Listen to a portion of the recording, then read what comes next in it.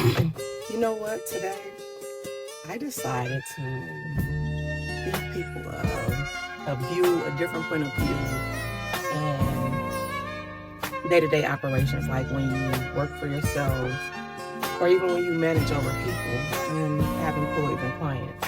So nobody talks about it enough. How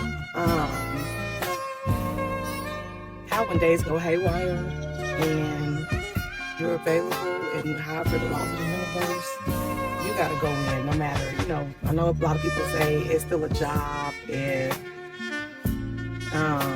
if you're doing it, you don't have a team. But here's the thing, I have a team and I got managers and I have, whatever, but when you start in something new, so that's why I talk about service by service. When you start in something new, you don't really have the roadmap, and you go through these, loops trying to figure it out and trying to map it out correctly. So a part of the non-medical home care, there's a service that's been added, and we do day have, right? But there's another service that's been added, and we got all the cute bells and whistles, the flyers is all cute and stuff, right? And we started a summer transitional program, and that program is for young, like teenagers that's between the ages of 14 and 21, some type of road, gosh, street. So 14 to 21, and school is out, right? So yesterday, June 1st, even though we're used to doing day service program, these are now for school age kids. So June 1st, it started. And in this program, what we're helping the youth with is technology.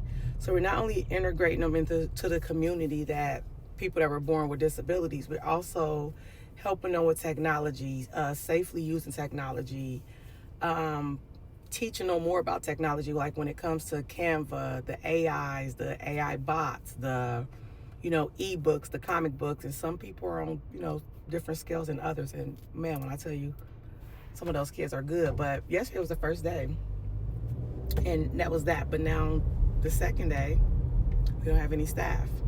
So guess who gotta go be the staff? Me.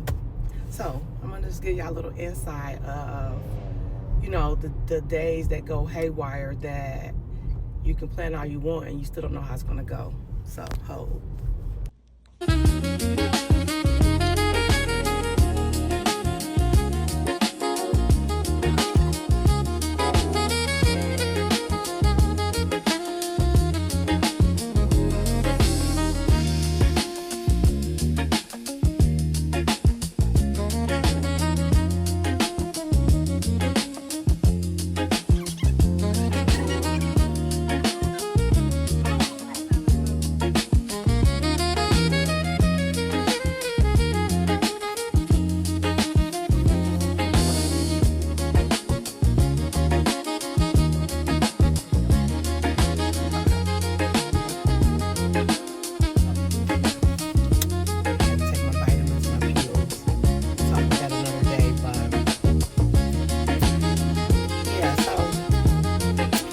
As just observing it, I seen a few things, but sometimes you think you can do things the same, right?